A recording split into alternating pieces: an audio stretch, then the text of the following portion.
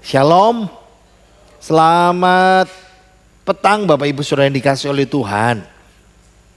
Hari ini kita masuk dalam seri Bible Class kita, akhir zaman kita, sudah seri yang ke-12 hari ini ya. Nah, kita kemarin belajar tentang antikris. Nah, kita hari ini masuk di tribulasi. Tapi tribulasi ini cukup panjang.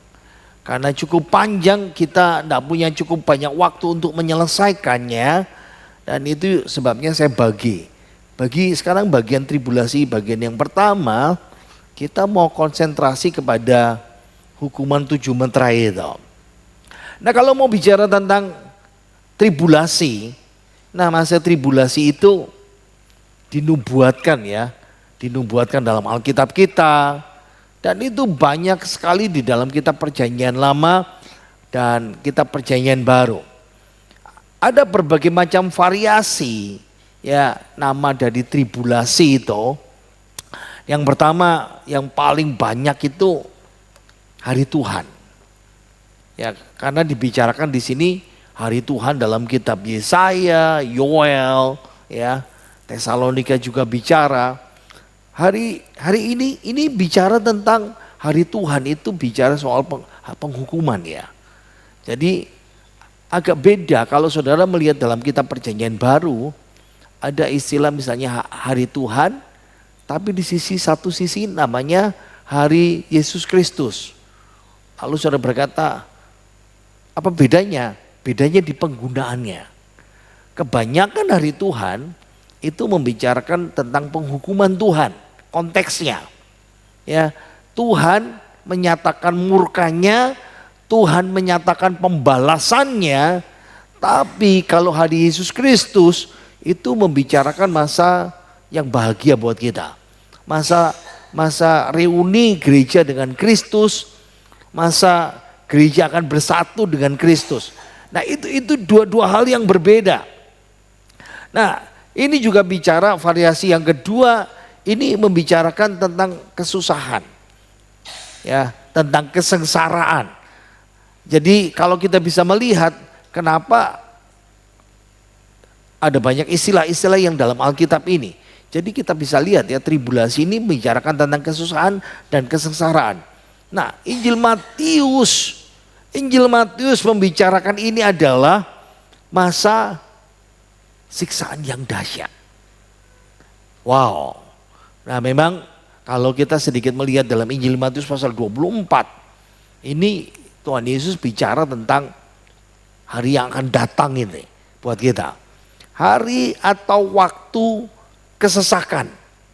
Dalam Daniel pasal 12 ayat yang pertama, kalau saudara masih ingat ini mungkin seri ke-6, seri ke-7 kita gitu ya. Pada waktu itu ada siksaan yang dahsyat. Ya dalam kitab Daniel pasal 12. Tetapi penghulu malaikat itu ya archangel namanya Mikael itu, dia akan mendampingi anak-anak bangsamu, anak bangsa Daniel, orang Israel seperti itu. Nah ini disebut juga masa kesusahan bagi Yakub. Kalau kita sedikit memahami, berarti saya kasih gambaran seperti ini sederhana ya. Pada waktu Yesus datang pertama kali, orang Israel tidak menerima Yesus. Kalau saudara masih ingat ini seri 1, 2, 3, 4 ini. Dan itu sebabnya keselamatan diberikan kepada bangsa lain. Saudara dan saya, ya, bangsa-bangsa atau yang disebut gereja itu. Ketika gereja selesai dalam masa misterion ini, nah kita sekarang hidup di masa misterion, program Allah buat gereja selesai, maka Allah akan mengembalikannya kepada Israel. Dengan jalan demikian, Roma pasal 11, Israel akan diselamatkan. Tapi di tengah-tengah kesesakan. Dan ini disebut masa kesusahan Yakub. Dan inilah saatnya di mana Israel akan dibenci dan dikejar-kejar dan dibinasakan. Alkitab berkata dalam Zakaria, aku akan menyisakan 1/6 daripadamu. Israel jumlahnya yang kalau jumlah statistik sekarang sensusnya itu 9 juta. 9 juta sekian. Kalau sisa sepertiga berarti 6 juta orang Israel mati seperti itu. Kalau ini terjadi sekarang seperti itu. Dan ini disebut sebagai masa ke-70 Daniel. Nah kalau saudara masih ingat, kalau belum ingat buka lagi YouTube kita ya. Seperti itu. Tapi dunia Kristen, orang-orang Kristen lebih mengenal masa tribulasi ini dengan ini zaman antikris.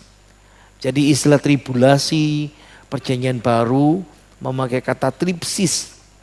Ini masa kesengsaraan, masa kesusahan. Dan Alkitab merujuk masa penghakiman khusus dari Allah yang akan menimpa seluruh dunia. Nah, kenapa muncul kata tribulasi? Nah, kata tribulasi itu, nah ini bahasa Latin ya, ada kata namanya tribulum. Nah, seperti gambar ini alat pertanian ya, seperti yang ujung di situ ya, yang keledai nari itu, ini papan, diinjak sama orang. Alat ini masih dipakai sampai sekarang ya. Ya di daerah-daerah yang terpencil itu. Nah kalau papan itu diberdirikan yang di tengah itu. Bawahnya seperti apa? Yang seperti papan parutan itu seperti itu. Ada batu-batu ya, barang-barang tajam itu. Ini alat pertanian yang memisahkan gandum dari sekamnya itu. Nah itu tribulum ini akhirnya dipakai sebagai pengertian dalam Alkitab kita menerjemahkan kata tripsis itu seperti itu. Nah 7 tahun tribulasi itu dibagi 2 tahap. 3,5 tahun yang pertama, lalu 3,5 tahun yang kedua. Nah kita belajar meterai ini separuh dari 3,5 tahun yang pertama. Berarti seperempatnya saja ya. Karena cukup panjang seperti itu. Nah saya mau berikan catatan penting sekali untuk masa tribulasi ini. Ingat, Yesus berkata masa ini belum pernah terjadi. Dan kalau sudah terjadi tidak akan terjadi lagi. Harus dipahami seperti ini. Karena kebanyakan, saya ralat, ada beberapa hamba Tuhan yang mengatakan bahwa wah sekarang Tuhan sedang menggenapi wahyu meterai yang ke-5 dibuka sama Tuhan. Karena ada gereja-gereja yang ditutup. Hari ini kita lihat ya meterai ke-5 itu seperti apa ya. Itu penganiayaan, itu orang-orang yang menjadi martir seperti itu. Tapi ingat, kalau saya mau sedikit lompat, coba kita lihat ayat nomor 3 ya. Tribulasi itu terjadi secara universal. Seluruh, bukan bumi saja. Bumi itu global ya, seluruh dunia. Universal itu bicara seluruh alam semesta akan mengalaminya. Enggak terjadi secara lokal. Dan itu sebabnya nanti dalam bagian terakhir, Wahyu pasal 6 ayat 15 sampai 17, itu ayat terakhir, slide terakhir kita hari ini, tidak ada perlindungan. Sehingga banyak orang yang frustasi, siapapun, dari raja, pembesar, bangsawan, orang kaya, budak merdeka, mereka akan berkata di Wahyu pasal 6 ayat 15 sampai 17, kepada anak domba, kepada murka anak domba itu, runtuhlah, karena mereka bersembunyi di gua-gua ya, runtuhlah menimpa kami, sembunyikan kami dari murka anak domba itu. Ingat ya, saudara dan saya, kita sudah belajar kemarin melalui rapture. Dan kita sudah bagi, kenapa ada orang yang percaya pengangkatan itu di pertengahan. Ya, kalau di pertengahan berarti di tengah-tengah 3,5 tahun pertama, kedua. Ada yang percaya kenapa ada pengangkatan di akhir, berarti di akhir 3,5 tahun yang kedua. Saya sudah jelaskan itu semuanya. Ingat, kita tidak ditetapkan menerima murka, ada 13 alasan. Kenapa kita diangkat sama Tuhan sebelum masa tribulasi ini terjadi. Nah, kemarin kita membahas tentang antikris di bagian awal, saya kasih gambaran sederhana seperti ini. Jadi Daniel pasal 9 ya, nubuatan 70 kali 7 Daniel, antikris akan muncul. Lalu dia dipandang sebagai juru selamat ya, dipandang sebagai pahlawan. Dan dia membuat perjanjian damai 7 tahun itu dengan Israel. Perjanjiannya apa Pak? Seperti itu. Karena kita belajar dalam Daniel pasal 9 ayat 24 sampai 27, di pertengahan masa itu ia akan menghentikan. Nah, berarti di 3,5 tahun perjanjian ini dihentikan. Berarti di awal kita tahu bahwa antikris membuat perjanjian damai, orang Israel boleh bangun Bait Allah. Kenapa kok bisa katakan bisa bangun Bait Allah? Karena orang Israel diizinkan untuk membangun mezbah korban itu. Nah, sementara kita harus memahami bahwa orang Israel mereka harus punya satu tempat. Nah, bedanya sama kita ya. Kita gedung gerejanya banyak. Orang Israel kalau bawa persembahan harus di satu tempat namanya Bait Allah. Tempat doa mereka ada namanya sinagog. Sekarang ada di dunia, seluruh dunia. Tapi sinagog itu mezbah diganti dengan pengajaran. Makanya tidak ada korban di sana. Jadi Israel akan membangun Bait Allahnya dan sistem korban yang seperti di zaman Tuhan Yesus, zaman perjanjian lama berjalan. Nah, antikris melalui nabi palsunya dia menyatukan agama-agama dunia. Kemarin kita bahas ini sebagai pelacur besar. Ingat ya, Allah kita kan Tritunggal, Bapa, Putra, Roh Kudus. Nah, iblis juga punya Tritunggal setan. Iblis, Satan, ya toh, naga besar, naga tua, ular tua, antikris, pribadi kedua dan nabi palsu. Nah, antikris melalui nabi palsunya dia menyatukan agama-agama dunia. Lalu, apakah tetap ada penginjilan? Gereja kan sudah diangkat. Kalau gereja diangkat, siapa yang memberitakan Injil? Di Wahyu pasal 11, Wahyu 7, Wahyu 14 kita bisa melihat secara kronologis ada 2 saksi yang Tuhan taruh. Nah, itu yang jadi masalah adalah siapa yang satunya. Karena Alkitab berkata, aku akan mengirimkan Nabi Elia. Nah, ingat, nanti kita kalau khotbah minggu seri terakhir Elia akan diangkat ke surga. Hidup-hidup, gak perlu mati. Nah, Elia akan turun. Nah, yang satu siapa? Ini yang menjadi perdebatan antara Henok dan Musa. Yang belum pernah mati, Henok. Tapi mujizatnya, ini mujizatnya Musa seperti itu. 2 saksi ini bertugas di Yerusalem. Menginjili orang Israel. Nah, 144.000 saksi ini menginjili seluruh dunia. Tapi di pertengahan 3,5 tahun itu, 2 kelompok ini dibunuh, mati. Lalu di pertengahan sampai akhir pekerjaan penginjilan diselesaikan oleh malaikat-malaikat. Saudara bisa sedikit membayangkan ya, di Wahyu pasal 14 ada malaikat dengan segala kebesarannya, kemuliaannya, membawa Injil yang kekal. Wah, kepada segala bangsa yang seperti itu. Nah, di 3,5 tahun kedua, sistem antikris diperlakukan seperti itu. Ada tanda di dahi dan di tangan seperti itu. Orang tidak bisa membeli, menjual tanpa otoritas antikris seperti itu. Nah, itu yang terjadi di secara gambaran seperti itu. Tapi kita mau fokus hukuman tribulasi di kitab Wahyu. Karena kita melihatnya ini zamannya antikris ya. Tapi Wahyu itu menolong membuka pikiran kita. Bukan antikris yang berkuasa, tapi Tuhan Yesus. Wow. Kenapa? Nanti, lihat ya. Hari ini kita cuma melihat 7 meterai. Meterai ke-1 dibuka itu isinya apa, 2 dibuka apa, 3, 4, 5, 6, 7 dibuka. Nah, itu kita berhenti saja sampai di situ. Lalu kita lanjut ya, next ya, berikutnya seperti itu. Nah, ada. Nah, di dalam 7 cawan itu kita lihat salah satunya adalah antikris juga dihukum di sini. Nah, ini yang menolong kita wahyu untuk membuka pikiran kita, karena tribulasi itu digambarkan sebagai hukuman Tuhan.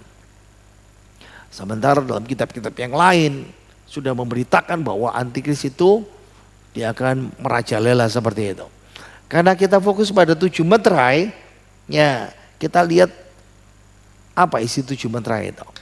Jadi ketika di Wahyu pasal 1 kan pendahuluan ya, Wahyu pasal 2, pasal 3 gereja di bumi, masuk pasal 4 ayat 1, naiklah kemari. Wah, kelihatan sekali ya gambaran gereja yang diwakili oleh Yohanes. Naiklah kemari, aku akan menunjukkan kepadamu akan apa yang terjadi sesudah ini. Nah, Yohanes melihat di pasal 4 dan pasal 5 anak domba yang disembelih. Siapa itu? Yesus Kristus. Duduk di taktanya. Nah, di depannya ada gulungan dengan 7 meterai seperti ini. Nah, kalau saudara ikut kemarin tentang pelajaran Roh Kudus, simbolnya meterai. Nah, ini sama persis ya. Kalau misalnya seseorang yang mau memberikan wasiat, mau meninggal, dia akan tulis wasiatnya itu dalam gulungan ini, lalu dicap dengan 7 meterai. 7 saksi yang seperti yang layak untuk membuka. Nah, di dalam pasal 5 dikatakan siapa yang layak membuka gulungan meterai itu, lalu dijawab anak domba yang disembelih itu layak membuka gulungan-gulungan itu. Lalu kita lihat meterai yang pertama. Ayo kita lihat meterai pertama. Wahyu 6 ayat 1 sampai yang kedua. 2, 3. Maka aku melihat anak domba itu membuka yang pertama dari ke-7 meterai itu. Dan aku mendengar yang pertama dari keempat makhluk itu berkata dengan suara bagaikan bunyi guru. Mari. Dan aku melihat sesungguhnya ada seekor kuda putih dan orang yang menungganginya memegang sebuah panah dan kepadanya dikaruniakan sebuah mahkota. Lalu ia maju sebagai pemenang untuk merebut kemenangan. Nah, karena ini Bible Class, saya langsung simpulkan ini antikris. Jadi yang muncul sebagai penunggang kuda putih yang pertama sebagai pemenang ini dialah antikris. Kenapa? Nah, ini yang menjadi perdebatan selama berabad-abad. Ada yang berkata Yesus Kristus. Saya suatu ketika bikin seminar di Indonesia bagian timur, gerejanya itu serius. Gerejanya itu lambangnya kuda putih, pegang busur, lalu dia tulis Wahyu pasal 6 ayat yang kedua. Wah. Saya mau tunjukkan sederhananya seperti itu ya. Wahyu pasal 6 dan Wahyu 19 sama-sama kuda putih.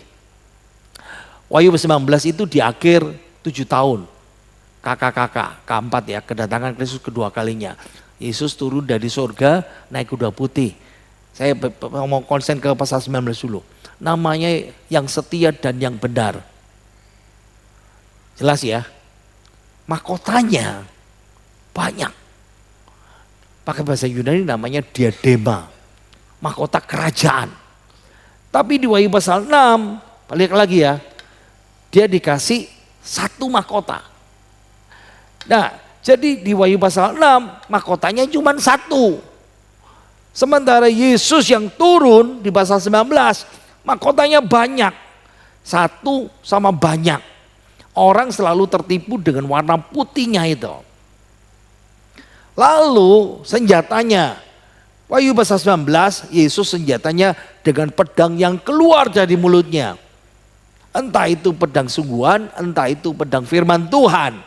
Tapi Alkitab memberikan julukan jelas sekali. Senjatanya pedang.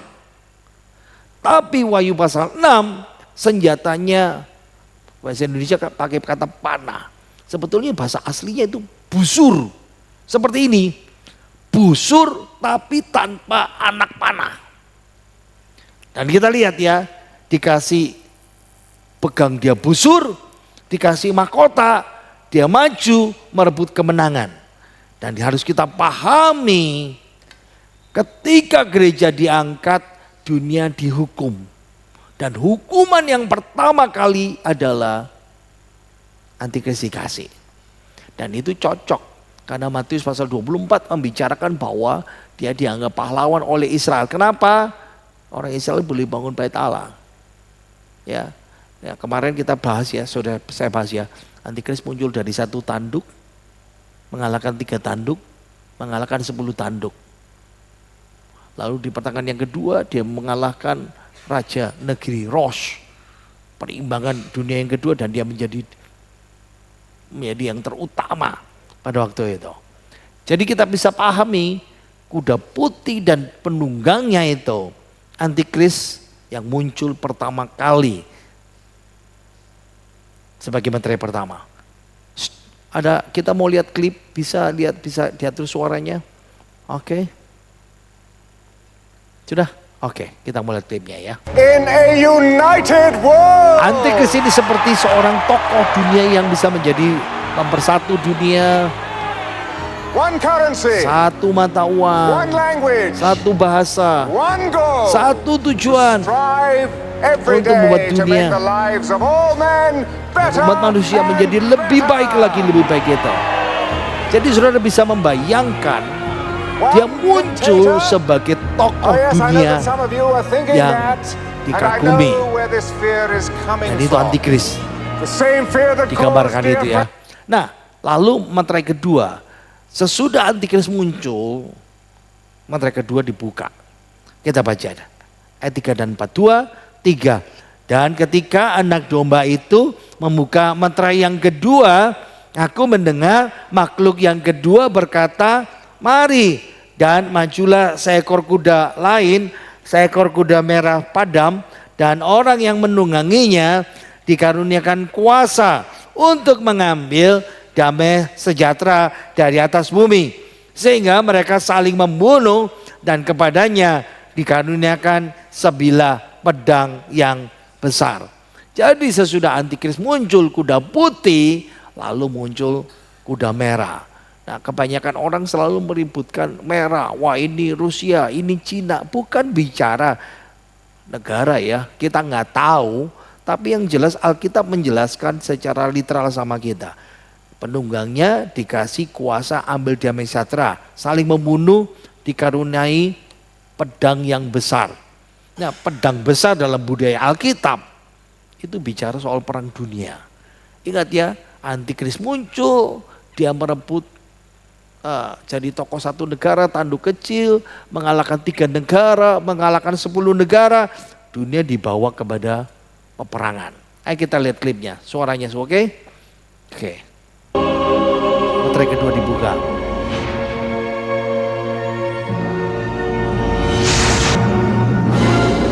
Tunggang kuda merah. Come, take away peace. Mengambil damai sejahtera di bumi. Dunia masuk dalam peperangan. Dikaruniakan pedang yang besar.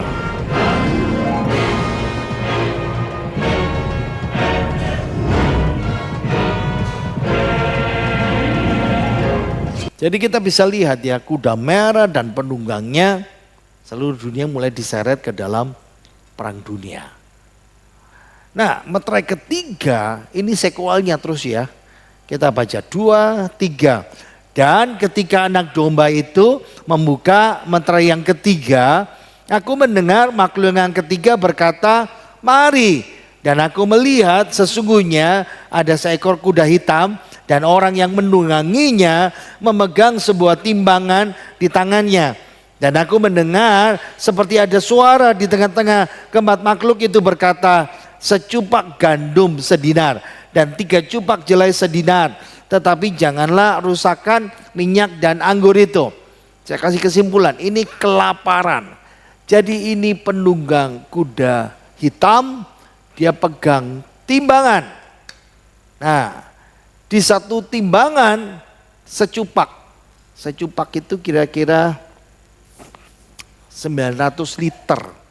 Ya, zaman dulu, pada zaman Alkitab, Perjanjian Baru, satu cupak itu jatah orang makan satu kali.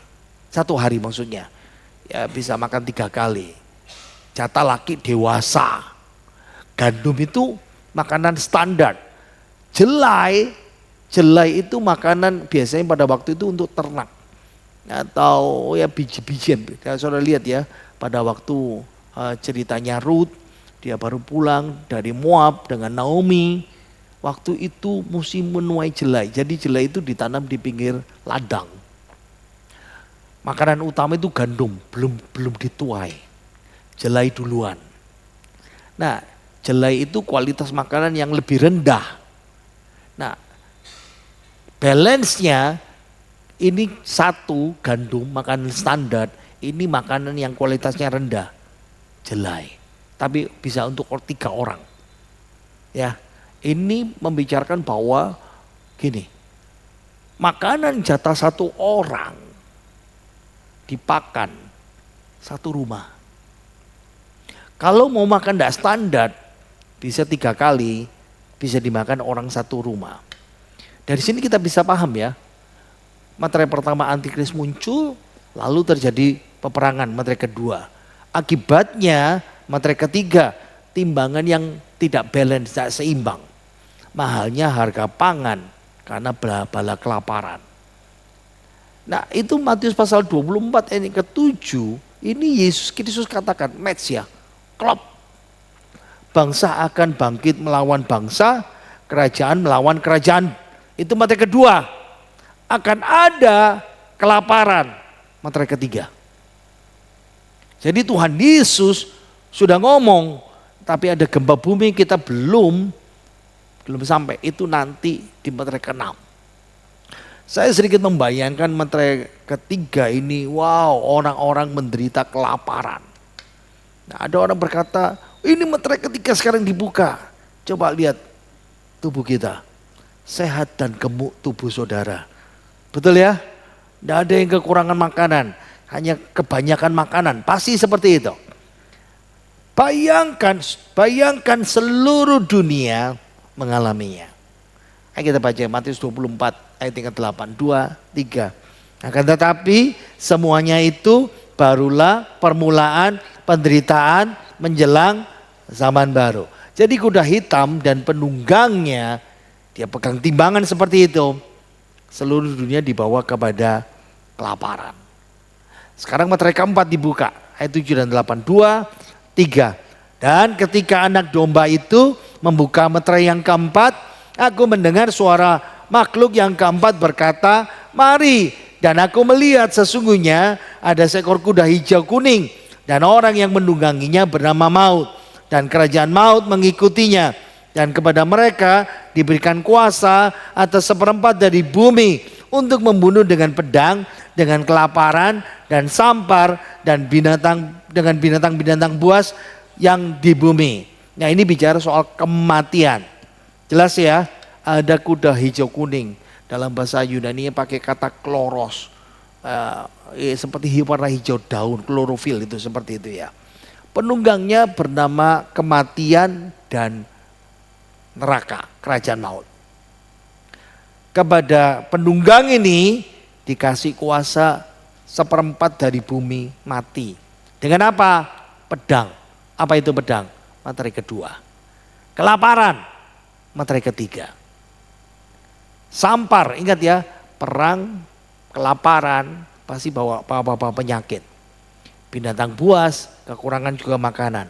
Dan kita tahu yang mati adalah 1/4 dari bumi. Nah, secara logis urutannya gampang ya. Antikris muncul membawa perang. Perang membawa kelaparan. Kelaparan bawa wabah penyakit dan kematian.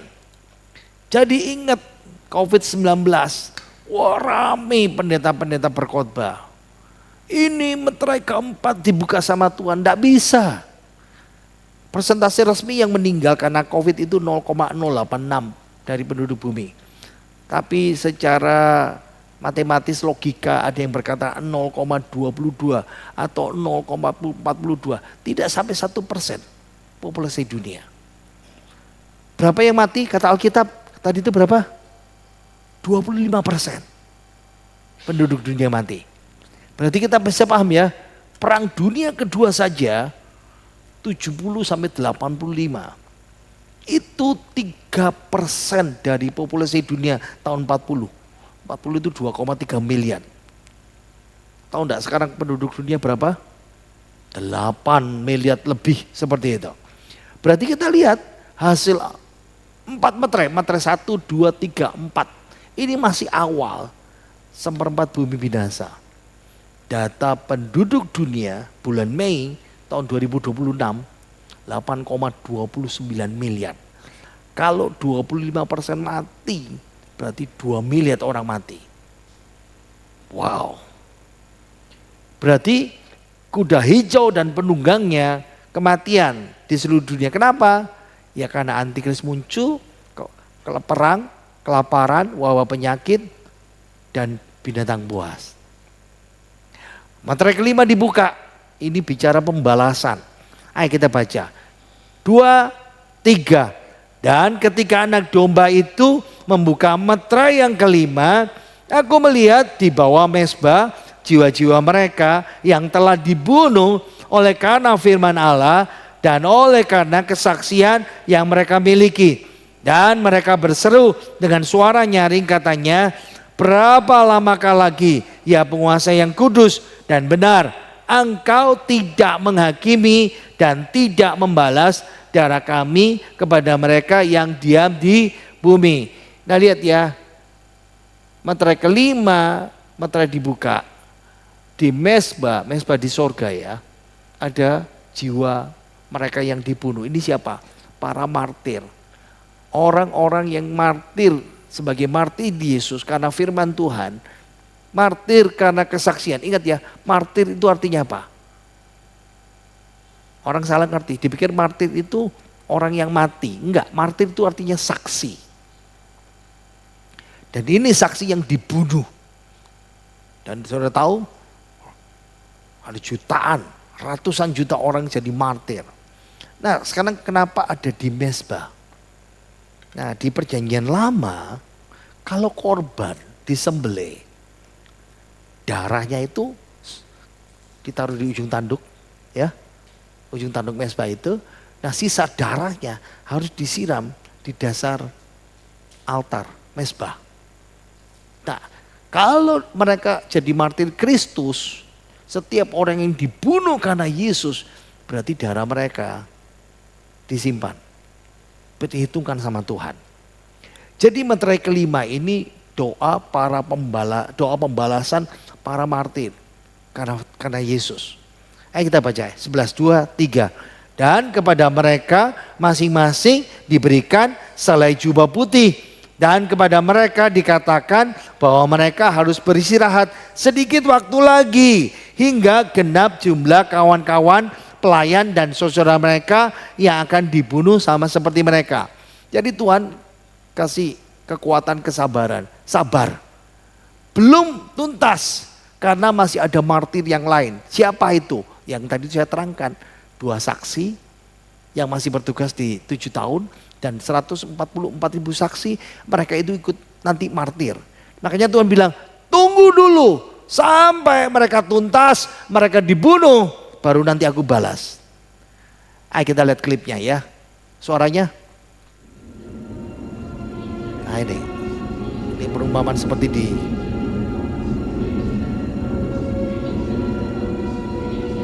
ini yang dilihat oleh Yohanes itu ya, bagaimana para martir itu. Darah mereka di atas mezbah itu sampai kapan Tuhan Engkau tidak membalas?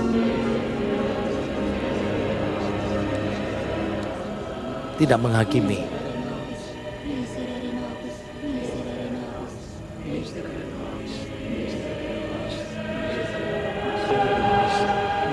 Jutaan orang jadi martir sampai sekarang.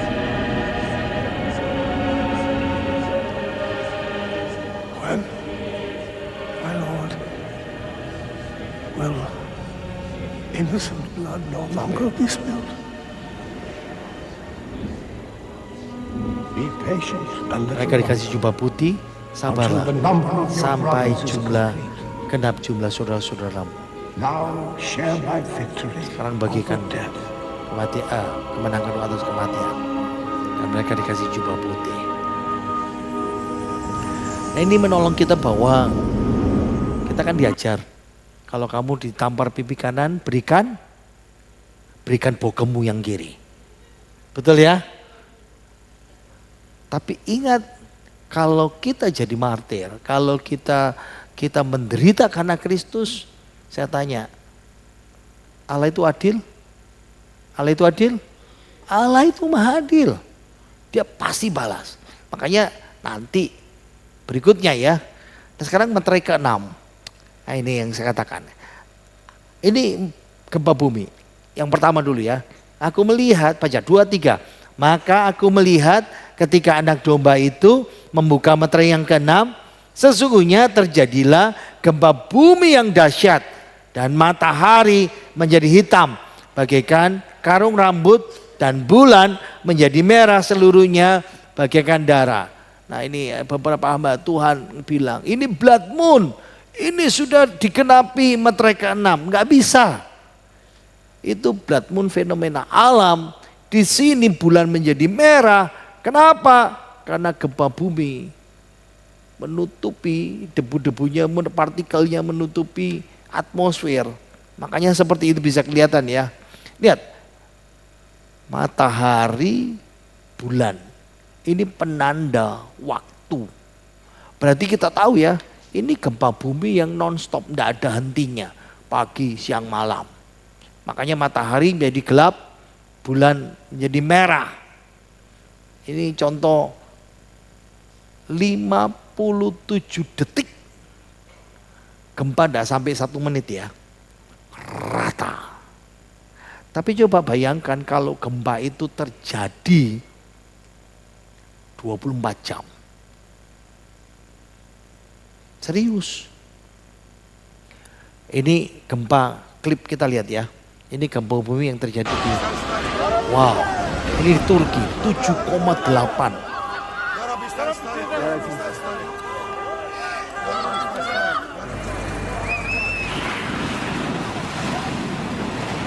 Saudara bisa lihat semuanya bertumbangan itu seperti itu. Bir bina daha yıkıldı, evet, yan tarafında. Arama kurtarma ekipleri.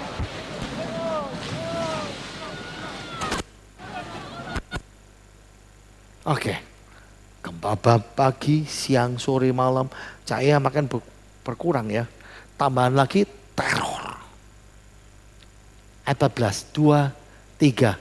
Maka menyusutlah langit bagaikan gulungan kitab yang digulung. Dan tergeserlah gunung-gunung dan pulau-pulau dari tempatnya. Ingat ya, gempa bumi berarti lempengan itu bergeser. Kalau pulau-pulau dan gunung-gunung tergeser, berarti kita tahu mesti ada tsunami itu. Kalau gunung bergeser, berarti ada gempa bumi. Gunung meletus. Tapi saya mau tunjukkan sama saudara, ini rangkaian gunung berapi di seluruh dunia.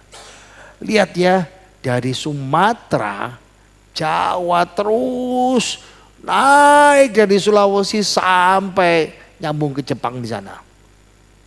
Makanya kalau kita diangkat, kita mati pasti saudara.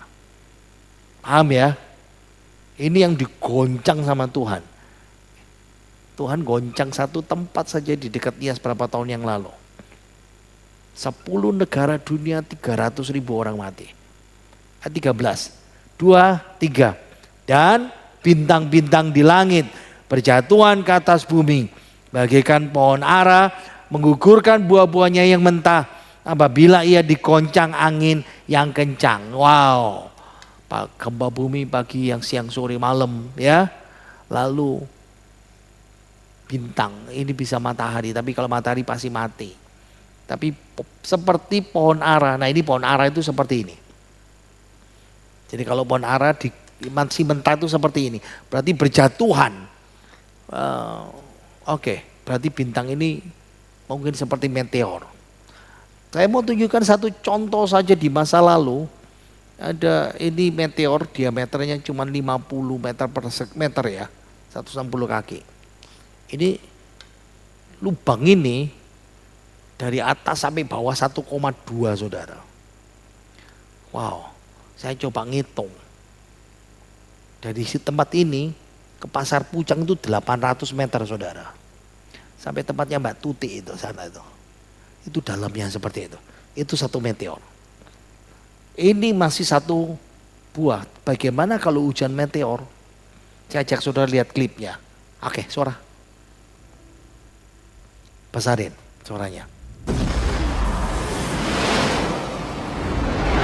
Ini saya ambil dari klipnya Deep Impact Comet Hits. Coba satu meteor saja jatuh ke bumi sebesar ini.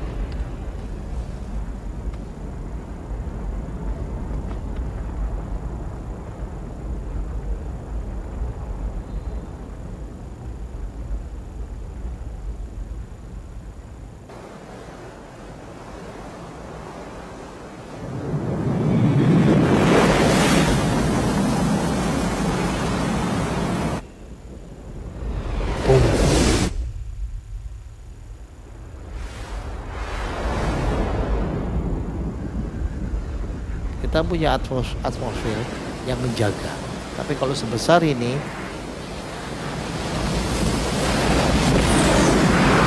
ada tsunami, ada gunung meletus, ada gempa bumi, ada hujan meteor. Itu Meteor ke-6.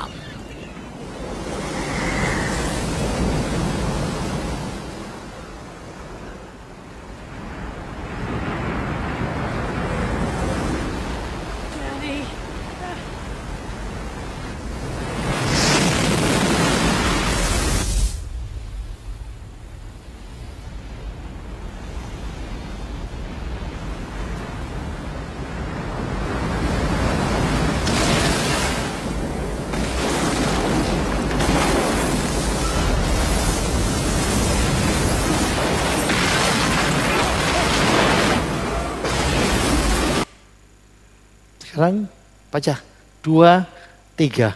Dan raja-raja di bumi dan pembesar-pembesar serta perwira-perwira dan orang-orang kaya serta orang-orang berkuasa dan semua budak serta orang merdeka bersembunyi ke dalam gua-gua dan celah-celah batu karang di gunung. Dan mereka berkata kepada gunung-gunung dan kepada batu-batu karang itu, runtuhlah menimpa kami. Dan sembunyikanlah kami terhadap Dia yang duduk di atas takhta dan terhadap murka anak domba itu. Sebab sudah tiba hari besar murka mereka dan siapakah yang dapat bertahan.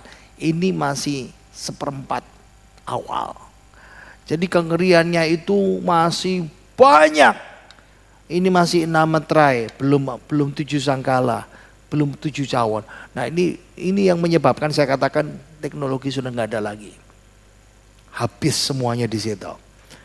Berarti kita lihat ya, 7 meterai ke-6 tadi itu ya, meterai ke-7 dibuka, ternyata isinya 7 sangkakala berikutnya. Ya, ketika anak domba buka meterai ke-7, kepada mereka diberikan 7 sangkakala. Berarti ini 7 hukuman berikutnya. Makanya saya katakan, kenapa Allah berkata kita tidak ditetapkan menerima murka. Balik lagi ya, lihat ya.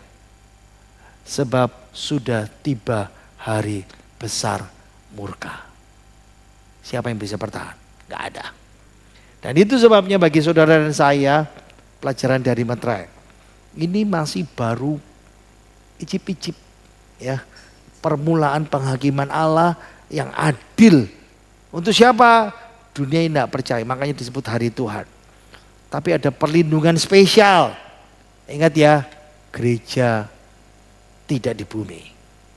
Karena kita sudah diangkat sebelum 7 tahun.